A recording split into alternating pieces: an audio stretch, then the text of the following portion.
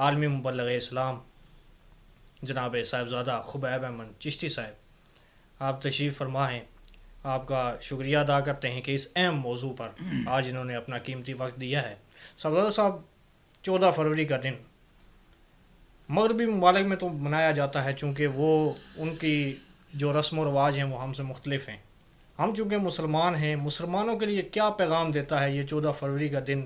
اس حوالے سے کیا کرنا چاہیے؟ ہماری نوجوان نسل کو کیا پیغام ہے؟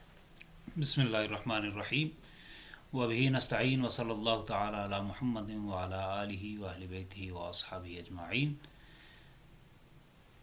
جناب عبدالستار نیازی صاحب، سب سے پہلے تو آپ کا شکر گزار ہوں کہ آپ نے میری آواز کو یا میرے ویوز کو لوگوں تک پہنچانے کا بندوبست کیا. آپ تشریف لائے، آپ کا تہہ دل سے مشکور ہوں.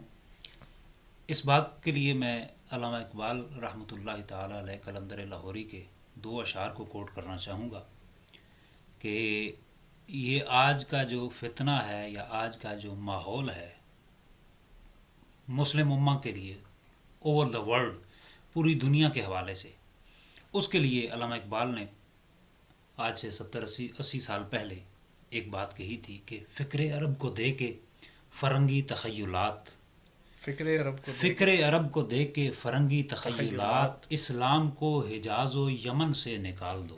اور وہ فاقہ کش جو موت سے ڈرتا نہیں ذرا، روح محمد اس کے بدن سے نکال دو. واہ واہ واہ.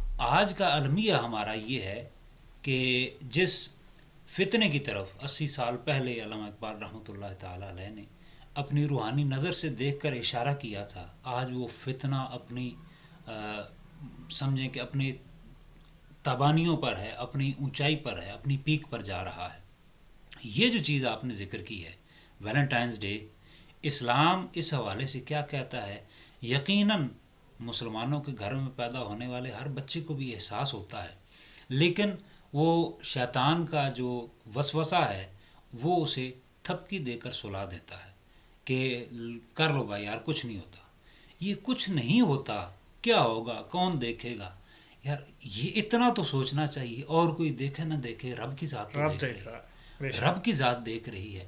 آج اگر ہم کسی کی بہن بیٹی کے لیے کچھ غلط سوچیں گے، کیا یہ خیال نہیں آتا کہ ہمارے گھر میں بہنیں بیٹیاں ہیں، ہمارے گھر میں بھی کوئی ایسا ہے کہ جس کی طرف اگر غلط نظر بھی اٹھے ہم اس نظر کو نوچنے کے درپے ہو جاتے ہیں، نوچنے کے لیے تیار ہو جاتے ہیں. صرف اتنی بات اگر ہم سوچ لیں، میرا خیال ہے مزید کسی دلیل کی ضرورت ہی نہیں رہتی. یار ہمارے گھر میں بھی بہنیں بیٹیاں ہیں. جس معاشرے کا یہ کلچر ہے وہاں پہ تو بہن بیٹی ماں کی تمیز ہی نہیں ہے. ان کے ہاں یہ کوئی ماں کا احترام نہیں ہے، کوئی دادی کا احترام نہیں ہے، کوئی باپ کا احترام نہیں ہے. وہ کہتے ہیں آپ بھی انسان ہیں، میں بھی انسان ہوں، بحیثیت انسان ہم برابر ہیں. ان کے نزدیک تو یہ کوئی چیز ہے ہی نہیں ہے.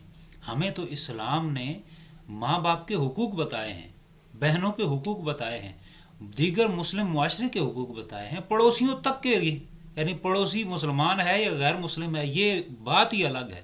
بحیثیت مسلمان ہمیں پڑوسیوں تک کے حقوق کا حکم دیا گیا ہے.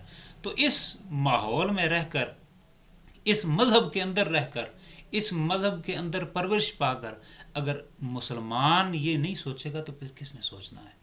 اسلام نے تو ہمیں اس محبت کا درس دیا ہے کہ جو باہر سے کوئی عورت اگر گزر رہی ہے، لڑکی گزر رہی ہے، خاتون گزر رہی ہے، اگر آپ کوئی نظر بغیر ارادے کے ایک دفعہ اٹھ جاتی ہے نا، اسلام نے صرف اس نظر کو معاف کیا ہے.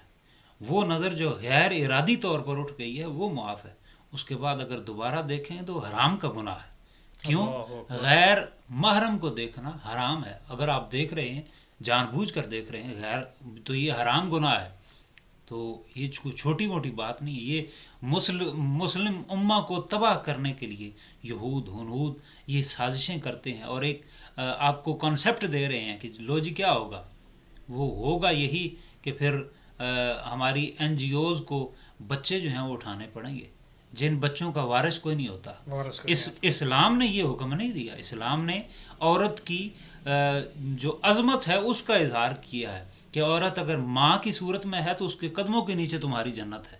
اگر عورت بیوی کے روپ میں ہے تو اس کے لیے وہ تمہارے ایمان کی تکمیل کا ذریعہ ہے.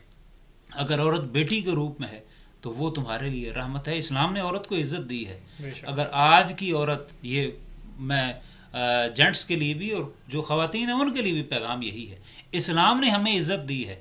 بے شک. اسلام نے بتایا ہے کہ عورت کا مقام کیا ہے. بے شک. وگرنہ عورت اپنی تاریخ پڑھے، اور جو یہ جن کے پیچھے چل کے ہماری نوجوان نسل یہ کام کر رہی ہے نا، ان کو دیکھیں آج سے 40-50 سال پہلے جائیں تو وہ سمجھیں کہ وہ ان کے ہاں تو حقوق کا تعین ہی نہیں ہے. حقوق بتائے ہی اسلام نے ہیں. اسلام نے عورت کو حقوق دیے ہیں، مرد کو دیے ہیں. تو لہٰذا میری مشورہ، میرا پیغام اور جو میں نے قرآن و حدیث سے سمجھا ہے وہ یہی ہے کہ اسلام نے ہمیں نگاہیں نیچی رکھنے کا حکم دیا ہے. عورت ہے، عورت کے لیے بھی حکم یہ ہے، صرف اور مردوں کے لیے نہیں، عورت کے لیے بھی حکم یہ ہے کہ اگر بمجبوری کہیں جانا بھی پڑ گیا نظروں کو نیچے رکھ کے چلو. مرد کے لیے یہی ہے نظروں کو نیچے رکھ کے چلے. کیوں؟ غیر ارادی طور پر اٹھ جانا اور بات، جان بوجھ کر آپ کی نظر غیر محرم کی طرف اٹھی، آپ نے جان بوجھ کر نظر اٹھائی تو اس پر بھی حرام کا فتویٰ ہے، وہ حرام کا گناہ ہے. اس گناہ اللہ تعالیٰ بچنے کی توفیق عطا فرمائے.